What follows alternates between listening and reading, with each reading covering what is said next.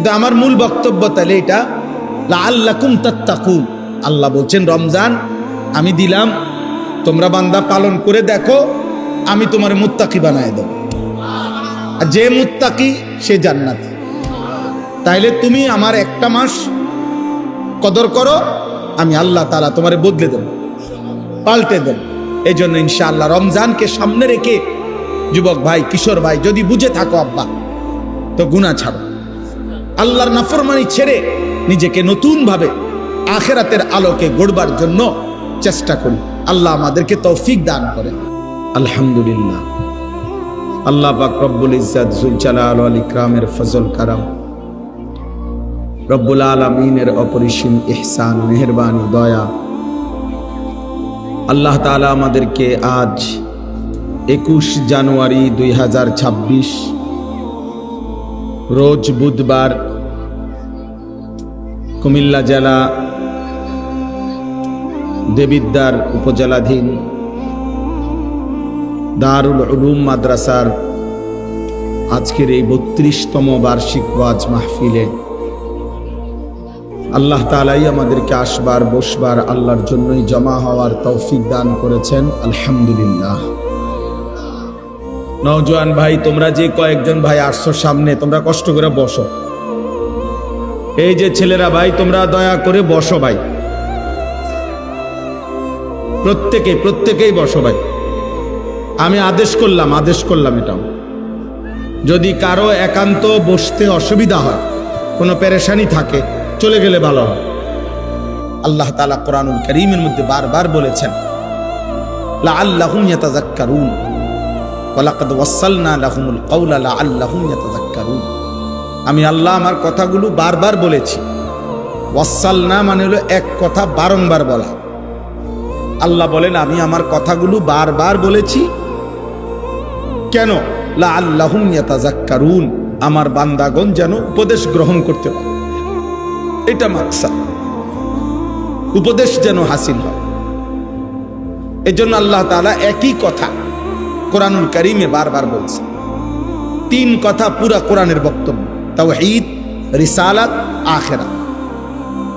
কোরআনুল কারীমের প্রত্যেক আয়াতে এই কোনটার একটা, হয় আল্লাহর প্রতি ঈমান, নয়তো রাসূলের কথার প্রতি ঈমান, নয়তো আখিরাতের প্রতি ঈমান। হয়তো ঈমান শিখাইছে, নয়তো কোনো ইবাদত আমলের কথা বলছে, নয়তো আখিরাতের ভয় দেখাইছে। এই কথাই ঘুরে ঘুরে, এই 3টি কথাই ঘুরে ঘুরে কোরআনে কখনো ঘটনা উল্লেখ করছে, কখনো মাসআলা উল্লেখ করছে, কখনো উপমা দৃষ্টান্ত উল্লেখ করছে।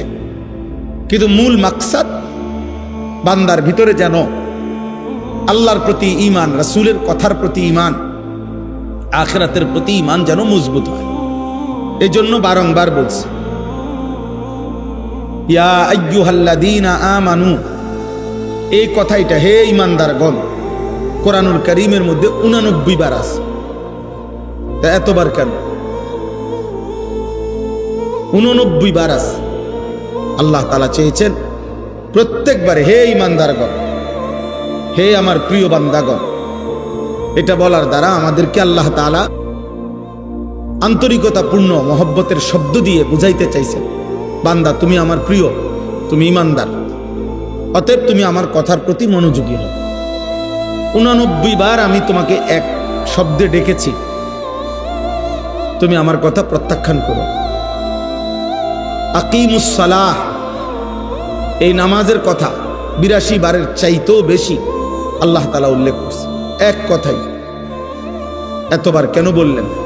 যেন আল্লাহ বলতে চাচ্ছেন, বান্দা তবুও আমি চাই বারবার বলে তুমি যেন সেজদা করো। আদম আলাইহিস সালাম এবং ইবলিস এর ঘটনা, যে সেজদা করতে বলছে, অন্যান্য ফেরেশতাগণ সেজদা করছে, কিন্তু ইবলিস সেজদা করে নাই। এই সেজদা না দেওয়ার কারণে ইবলিস চিরবিতাড়িত হয়েছে। এই কথাইটা কোরআন শরীফে 10 বার আছে। এই ঘটনাটা একই কথা 10 বার আছে। ফাবিআইয়ি আলাই রাব্বিকুমা তুকাদ্দিবান, এই কথাইটা কোরআনুল কারীমে এক সূরার মধ্যে বারবার আছে, বারবার আছে। ওয়াইলুন ইয়াউমাইদিল লিল মুকাদ্দিবিন, এই কথাইটা কোরআনুল কারীমে যে মিথ্যাবাদীদের জন্য সেদিন জাহান্নাম, এই কথাইটা কোরআনুল কারীমের এক সূরার মধ্যে 10 বারের চাইতেও বেশি আছে। বারবার বলছে, ঘুরায় ঘুরায়, বারবার বারবার। অতএব প্রিয় ভাই, নওজোয়ান বাবা, পর্দার আড়ালের মা বোন, প্রত্যেকের কাছে এটা বোঝা উচিত যে আমার মালিক আমার কাছে মালিক হয়েও, সৃষ্টিকর্তা হয়েও, সব খাওয়াইয়া সব পরাইয়া সব দিয়েও তিনি আমার কাছে বারবার বলেছেন, অথচ তিনি একবার বললেই সেটা আদেশ। এবং এত বড় মালিকের একবার শুধু ইশারা দিল, এমন মালিকের নারাজ করা, অসন্তুষ্ট করা বিবেকবান হিসাবে উচিত না, উচিত যে আমার প্রতি এত বেশি দয়া করেন, অনুগ্রহ করেন, 24 ঘন্টা এমন মুনিবের অকৃতজ্ঞ, এমন মুনিবের প্রতি এত বড় সৃষ্টি দিয়ে যিনি আমাকে লালন পালন করছেন, তার কথাকে প্রতিনিয়ত প্রত্যাখ্যান করা, তার চাইতে নিকৃষ্ট বেয়াদব আর কেউ হয় না।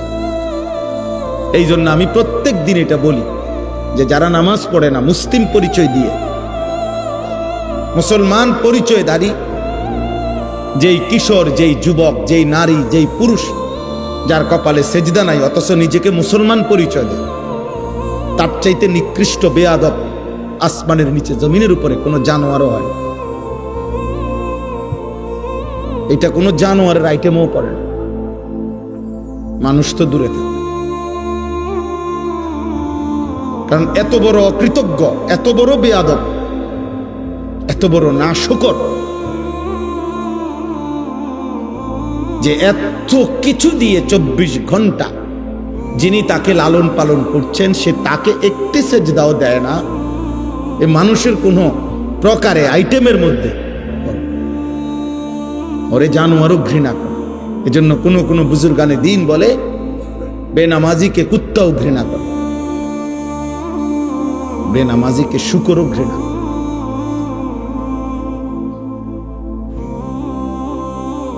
এজন্য বাবা এটা বোঝা উচিত, আত্মপরিচয় মিলাইবেন। পড়ালেখা আপনারা যেমন করছেন আমরাও করছি, আমরা কোনো গোড়ার ঘাস কাটছি না। আপনারা যারা স্কুল কলেজে পড়ছেন আমরাও পড়ালেখাই করছি, আমরা সিরা চাবাইছি না। বাকি আসেন আপনি বইয়া মিলান, আপনি পড়ছেন কদ্দুর, আমরা পড়ছি কদ্দুর, চলেন আসেন। 16 বছর আপনি পড়ালেখা করে মালিক চিনলেন না, হ্যাঁ কি গোড়ার ঘাস কাটলেন? 16 বছর জ্ঞান অর্জন করেও বুঝলেন না যে সৃষ্টিকর্তাকে সেজদা দেওয়া উচিত। আমি তো 6 বছর বয়সে মক্তবে থাকতেই বুঝছি আল্লাহকে সেজদা দেওয়া উচিত। আলহামদুলিল্লাহ, আমাদের নুরানি মাদ্রাসার নুরানির বাচ্চাও তো বোঝে, আমাদের মাদ্রাসাগুলোতে যে বাচ্চা পড়ে 6 বছরের, অয় তো বুঝে যে মুসলমান আমি। পিচ্ছি বাচ্চাটাও বুঝে 5 ওয়াক্ত নামাজ পড়তে হয়। আর 18 বছরের এই দামরা, 24 বছরের এই দামরা, ওই পড়লো কি, ওই শিখলো কি, ওর বাপ এরে কি শিখাইলো, ওর প্রতিষ্ঠানে ওই কি শিখলো? ওই 18 বছর বয়সও বুঝে নাই যে সেজদা দিতে হয়। আলহামদুলিল্লাহ, আমাদের দিদি 6 বছরের বাচ্চা 5 ওয়াক্ত নামাজ পড়ে এবং প্রতিদিন পড়ে, জামাতের সাথে পড়ে। আমাদের 12 বছরের বাচ্চা হাফেজে কোরআন, আল্লাহর কোরআন পুরাটা কলিজার মধ্যে ধারণ করে। কার লগে কি তুলনা দিবেন? জেনারেল শিক্ষিত কোন লোক কোরআন সুন্নাহ যারা পড়ে তাদের সমমর্যাদার ধারে কাছেও তো আসার সুযোগ নেই, কোন সুযোগে নেই। যদি বলেন টাকা বেশি রোজগার করে, না, জেনারেল শিক্ষিত লোক টাকা বেশি রোজগার করে না। টাকা আল্লাহ নির্দিষ্ট ব্যক্তিকে, আল্লাহর বন্টন, কাউকে আল্লাহ সম্পদ বেশি দেয়, কাউকে আল্লাহ সম্পদ কম দেয়। এটা জেনারেল ও জেনারেল লইয়া কথা, এটা হুজুরদের টাকা কম আর জেনারেল শিক্ষিতদের টাকা বেশি। আপনি এই মোটা দাগে ভাগ করে লেলে হইতো না, বুঝেন না আপনি কথাটা? এইভাবে ভাগ করে লেলে হবে না। তাইলে এই দেশে সারা বাংলাদেশে যারা ভিক্ষা করে এরা হুজুর, তো এরা ভিক্ষা করে কেন? কথা বলেন না কেন? এই দেশে জেনারেল শিক্ষিত হাজারো লোক, লক্ষ লোকের চাইতে এমন অগণিত লাখ লাখ আলেম আছে যাদের আয় অনেক বেশি, অনেক বেশি। তাহলে এই ব্যবধান কেন? তাহলে আপনি এটা মোটা দাগে ভাগ করলে তো হইতো না। আপনি কোন যুক্তিতে ভাগ করবেন? বাংলাদেশে এখনো অশিক্ষিত বেকার তার চাইতে শিক্ষিত বেকার বেশি, একদম এটা হিসাব করা কথা। সার্টিফিকেটধারী বেকার বেশি, সার্টিফিকেটধারী চাকরি খুঁজতে খুঁজতে শেষ পর্যন্ত মেয়াদ থাকে না, বয়স থাকে না, এবারে আবার কয় যে আন্দোলন করে আরো 2 বছর বাড়াও, 3 বছর বাড়াও। অথচ উপার্জনই মাকসাদ যদি হয়, তাহলে অসংখ্য অশিক্ষিত মানুষ বিপুল পরিমাণ সম্পদ দুনিয়া উপার্জন করছে। এই জন্য ভাই, বন্ধু, ছেলেরা, বাবা, বোঝাপড়া করা উচিত। কেউ কাউকে বোকা ভাবার সুযোগ নাই। আপনারাও আম করে না, আমরাও আমনে করে না। কারণ আলহামদুলিল্লাহ স্কুলে পড়েন আর মাদ্রাসায় পড়ি, ভাত খাইয়েই বড় হয়েছি আমরা, চিরা খাইয়া। আমনে যে দূর পৃথিবী চিনেন এদূর আমরাও চিনি। আপনারা যে এটারে টাইলস বলেন, আমরা মাদ্রাসার হুজুর এটারে টাইলসে করি, মাড়ি কই না। তাহলে দুনিয়া এটা বোঝাপড়া করা উচিত। শিক্ষার যদি আলাদা কোনো মূল্য থাকে, জ্ঞানের যদি আলাদা কোনো মূল্য থাকে, যে জ্ঞান শুধু খাওয়ার জন্য নয়, জ্ঞান শুধু ভোগ করার জন্য নয়, জ্ঞান শুধু উপার্জনের জন্য নয়, অন্য কিছু, তো সেই অন্য কিছুটা কি? সেই অন্য কিছুটা কি? যে জ্ঞান তোমাকে খোদার 365 দিনে একদিনও ফজরের নামাজ জাগাইলো না, চিনাইলো না, ভোরের আলো তোমারে কোনোদিন দেখলো না, তুমি কি জ্ঞান অর্জন বলো না ভাই? আপনি বা কি শিখাইলেন? ছেলেটাই বা কি শিখ, মেয়েটাই বা কি শিখল? এই জন্য আলহামদুলিল্লাহ হিসাব মিলাবেন। জেনারেল পড়ালেখা আমরাও পড়ছি, আপনারাও পড়েন, আমরাও পড়ছি আলহামদুলিল্লাহ। আমিও কুমিল্লা ভিক্টোরিয়া কলেজ থেকে মাস্টার্স পাস করছি, বিজ্ঞান বিভাগ থেকে এসএসসি পাস করছি, সায়েন্স থেকে দাখিল। কাজেই বুঝাপড়া আছে, আমার বুঝা শুনেই কইতেছি, বুঝাপড়া নিয়েই কইলাম। আপনি কোনো মাদ্রাসাকে এতিমখানা ভাববেন না। মাদ্রাসা এতিমখানা না, মাদ্রাসা এতিম বাচ্চা পড়ে। মাদ্রাসা এতিমের আশ্রয়স্থল, এটা এতিমখানা না। মাদ্রাসা মুসাফির খানা না, মাদ্রাসা কায়নাতের সর্বশ্রেষ্ঠ শিক্ষা যেটা কোরআন এবং সুন্নাহ, ওইটা পড়ার ঘর। যেই কোন যুক্তিতে, পৃথিবীর যেই কোন যুক্তিতে আজ পর্যন্ত কোন বিবেকবান কোরআন সুন্নাহর সামনে, পৃথিবীর কোন বেঈমান, কোন কাফের, কোন মুশরিক, কোন ইহুদি, কোন খ্রিস্টান, কোন নাস্তিক, কোন মুরতাদ, কেউ আল্লাহর কোরআনের বিপরীতে পৃথিবীর কোন শিক্ষাকে, পড়াকে 1 সেকেন্ডের জন্য উপরে উঠাইতে পারে নাই।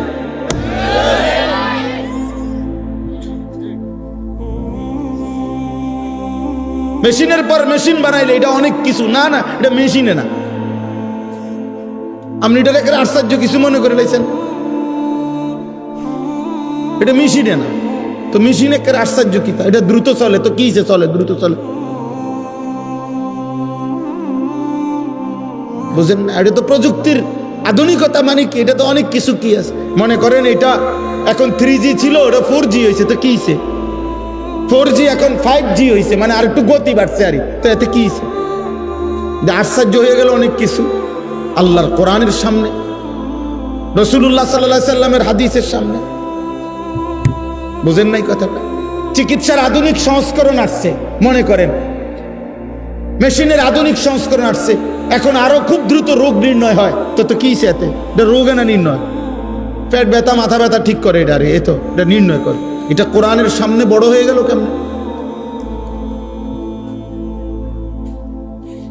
বলেন বলেন। এই জন্য একটা একটা বাবা ভাই বুঝতে হবে, এটা মুসলমান হীনমন্যতায় ভুগলে এটা বড় কাপুরুষতা, দুর্ভাগ্য। বেঈমান অব্যাহত প্রচারণা দিয়ে 190 বছরের লাগাতার ব্রিটিশ এই ইংরেজ লাল বেনিয়ারা বণিকের ছদ্মাবরণে, ব্যবসার ছদ্মাবরণে এসে যখন আমাদের এই উপমহাদেশে রাষ্ট্র ক্ষমতা দখল করেছে, ইস্ট ইন্ডিয়া কোম্পানির ছদ্মনামে 190 বছর আমাদের উপরে যখন জুলুম করেছে, এই জালেমরা 190 বছরে আমাদেরকে একটা দৃশ্যমান, আমাদের মুসলমানের মধ্যে একটা দৃশ্যমান দেওয়াল উঠাই দিয়ে গেছে। সেটা হলো আমরা একদল হয়ে গেলাম হুজুর, আরেক দল হয়ে গেলাম জেনারেল শিক্ষিত। আমরা মেনে নিছি যে মুসলমানের মধ্যে 2 গ্রুপ হইতে পারে, এক গ্রুপের কোরআন শরীফ শুদ্ধ হবে, আরেক গ্রুপের অশুদ্ধ হইলেও চলবে। এক গ্রুপ আল্লাহর কোরআন পড়তে পারবে, আরেক গ্রুপ না হইলেও চলবে। এক গ্রুপ আল্লাহ বিল্লাহ করবে, ওযু নামাজ সূরা কেরাত হালাল হারাম পাক নাফাক এগুলা ঠিক রাখবে। আরেক গ্রুপ জেনারেল শিক্ষার সুবাদে এগুলো ঠিক না রাখলেও চলবে। এই যে দেওয়াল, এই যে বিভেদ, আল্লাহর কসম রাসূলুল্লাহ সাল্লাল্লাহু আলাইহি সাল্লাম 1450 বছর আগে ইসলাম এই বিভেদ করে নাই। ইসলামের সবক তো ছিল মুসলিম যে পরিচয় দেয় শতভাগ 100 জন আল্লাহর কোরআন পড়তে পারবে, রাসূলের হাদিস পড়তে পারবে, কোরআন সুন্নাহ মতে জীবন চালাবে, এটা প্রত্যেকের জন্যই আবশ্যক ছিল, এটাই ছিল নিয়ম। কিন্তু বেঈমান মাঝখান দিয়ে আয়া আমাদের 2 ভাগ করে দিছিল। আজ আপনারা বলেন আমরা হুজুর, আর আমরা বলি আমনগরে জেনারেল শিক্ষিত, মানে আমরা 2 ভাগ হয়ে গেলাম। অথচ এই 2 ভাগ হওয়ার কথা ছিল না। মুসলমান সে তার আল্লাহর কোরআনও পড়বে, সে দুনিয়ার প্রয়োজনও শিখবে। নবীজি সাল্লাল্লাহু আলাইহি ওয়াসাল্লাম মক্কা বিজয়ের পরে তায়েফের যুদ্ধ করার আগে যুদ্ধের ময়দানে সাহাবাদের 2 জন সাহাবীকে তিনি দূরবর্তী অঞ্চলে পাঠাইছেন, যে তখন যুদ্ধের একটি আধুনিক, ওই সময়কার যে এখন যেটাকে দূর পাল্লার ক্ষেপণাস্ত্র বলে, ওই সময় ওইটা শিখবার জন্য যে পাথর মেশিনের মাধ্যমে একটু দূরে ছুঁড়ে মারা যায়, এইটা শিখাইবার জন্য নবী সাল্লাল্লাহু আলাইহি সাল্লাম 2 জন সাহাবীকে পাঠাইছেন যে তোমরা 2 জন গিয়া ওইটা শিখে আসো। তাহলে এই যে 2 জন সাহাবী এই দূর পাল্লার এই ক্ষেপণাস্ত্র শিখতে গেছে, ওনারা কোরআন শরীফ শুদ্ধ পড়তে পারতেন না। কথা বলেন না কেন? ওনারা 5 ওয়াক্ত নামাজ পড়তেন না। তাইলে রাসূলুল্লাহ সাল্লাল্লাহু আলাইহি সাল্লাম বলছেন, উতলুবুর রিজকা মিন খাজায়াল আরদ, জমিনের তলদেশ থেকে, জমিনের নিচে তোমাদের রিজিক আছে, তোমরা সেটা তালাশ করো, খুঁজো, বের করো। তাহলে এই যে খনিজ সম্পদ আহরণ, এটার জন্য নবী আদেশ করছেন। তাহলে নবীজি আদেশ করছেন যাদেরকে যে মাটির তলদেশ থেকে তোমরা রিজিক অন্বেষণ করো, এই কথার অর্থ হইল তোমরা যারা খনিজ সম্পদ আহরণ করবে তোমাদের নামাজ পড়তে হবে না, তোমাদের কোরআন শরীফ অশুদ্ধ হইলেও চলবে। তাইলে আপনারা এটা ভাবলেন কেমনে যে আপনি স্কুলে পড়লে কোরআন শরীফ অশুদ্ধ হইলে চলবে? আপনারা এটা মেনে নিলেন কেন? যুবক ভাই, তোমরা এটা মেনে নিলা কেন? তোমার বিবেককে তুমি প্রশ্ন করো। স্কুলে পড়া তো অপরাধ কেউ বলে নাই। বাংলা, অঙ্ক, ইংরেজি, পদার্থ, জীববিজ্ঞান অপরাধ তো কেউ বলে নাই, পাপ তো বলে নাই কেউ, গুনাহ বলে নাই। কিন্তু মালিক ভুললা কেন? 2 রাকাত নামাজ সুন্দরভাবে পড়তে পারো না কেন? ওযুর ফরজ, গোসলের ফরজ সুন্নাত মোতাবেক করতে পারো না কেন? আত্তাহিয়াতু, দুরূদ শরীফ, দোয়ায়ে মাসুরা, দোয়ায়ে কুনুত হুজুরদের মতো শুদ্ধ করতে পারবে না কেন? বাবার মৃত্যুতে, মায়ের মৃত্যুতে, আপনজনের মৃত্যুতে জানাজার দোয়া, আল্লাহুম্মা গফির লি হাইয়িনা ওয়া মাইয়িতিনা, এই দোয়া করতে পারবেন না কেন? এই দোয়ার যেই ফজিলত, আল্লাহর কসম সারা পৃথিবীর 1 কোটি মৌলবী, কাবা শরীফের ইমাম, মসজিদে নববীর ইমাম, সবাই যদি দাঁড়াইয়া আলগা মুনাজাত করে, এরকম 1 কোটি হুজুরে মুনাজাত করা, তার চাইতে আমার রসুলের জবান দিয়া মৃত ব্যক্তির জন্য যে দোয়াটা উচ্চারিত হয়েছে, এইটার দাম কোটি কোটি গুণ বেশি উঠছে বেটা। কারণ এটা নবীজি পড়ছে, আল্লাহুম্মা গফির লি হাইয়িনা ওয়া মাইয়িতিনা ওয়া শাহিদিনা ওয়া গায়িবিনা, এটার দাম বেশি, এটার দাম বেশি। এর বিপরীতে কাবা শরীফের ইমাম সাহেব দোয়া করলো নিচে। বুঝেন নাই কথাটা? এই জন্য বললাম দোস্ত, আফসোসের বিষয়, আজ আমরা দৃশ্যমান ভিন্ন হয়ে গেলাম। আজ তোমরা স্কুলের অগণিত ছেলে একটা বারো ভাবতেও শেখো না যে মুসলমান হিসাবে তোমার চুল রাসূলুল্লাহ সাল্লাল্লাহু আলাইহি ওয়াসাল্লামের মতো হওয়া উচিত না। তোমরাও মেনে নিছো, অভিভাবকরাও মেনে নিছে যে সে যেহেতু জেনারেলে পড়ে, অতএব তার চুল, চেহারা, তার লিবাস, পোশাকের মধ্যে ইসলাম অনুসরণ করার কোনো বাধ্যবাধকতা নাই, যেহেতু ছেলেটা স্কুলে পড়ে। আমরা এটা মেনে নিলাম কেন? আমরা এটা মেনে নিলাম কেন? মা বাবা মেনে নিছে, এই জন্য ওনারা প্রত্যেক দিন দেখে যে ছেলেটার চুল মুশরিকের মতো, বেঈমানের মতো। কোনো ইহুদি খেলোয়াড়, কোনো খ্রিস্টান খেলোয়াড়, কোনো মুরতাদ, কোনো ব্যভিচারী, প্রত্যেকটি এই বেটা ছেলে বেটা, প্রত্যেকটা খেলোয়াড় যেগুলো আন্তর্জাতিক নামের খেলোয়াড়, এই ইউরোপীয় বলেন আর যেখানকারে বলেন, যারা আমাদের তোমাদের যুবকদের কাছে অনুসরণীয় খেলোয়াড় মনে করো, যারা প্রত্যেকটা যতবার ক্যামেরার সামনে আসে, যতবার কোনো পুরস্কার হোক যেটাই হোক নিতে আসে, তুমি তাকাইলে দেখবা তার সাথে আরেকটা নারী, একটা মহিলা, একটা মেয়ে মহিলা আছে, ওইটাকে সে পরিচয় দিবে এটা তার গার্লফ্রেন্ড। তো জিনা যাদের কাছে বিবাহ বহির্ভূত এরকম মেলামেশা যাদের কাছে বৈধ, তারা এই পৃথিবীতে কোনো জানোয়ারের আদর্শ হইতে পারে না বেটা। মানুষ তো দূরে থাকবে, কোনো চতুষ্পদ জন্তুর মডেলও হইতে পারে না এটা।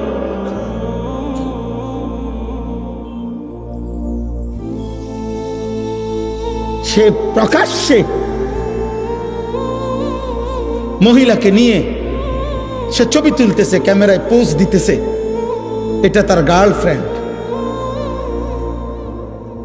ছি ছি ছি বেটা, ঘৃণা হওয়া উচিত বেটা রুচির উপরে। বেটা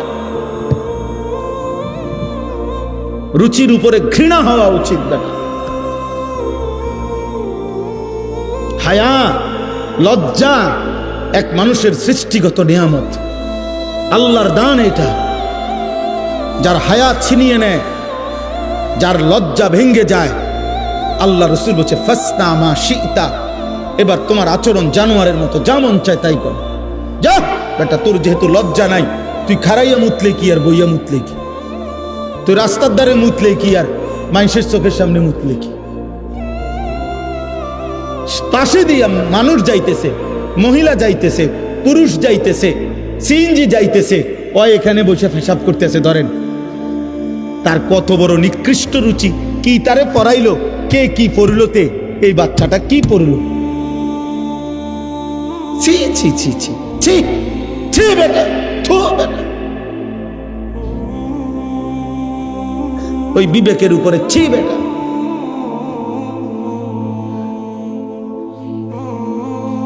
বেটা আফসোস। এই জন্য আমরা এটা মনে করাইলাম, আমি একজন বাবা অভিভাবক মনে করাইলাম, আরেকবার বুঝাপড়া করেন। আপনারা কারো যদি বুঝার দরকার হয় বা আমগোর লগে তর্ক করতেও মন চায়, আপনি কইয়েন আমি আমু। কোন দিন তর্ক করবেন সেদিন আমু, ইনশাআল্লাহ ইনশাআল্লাহ।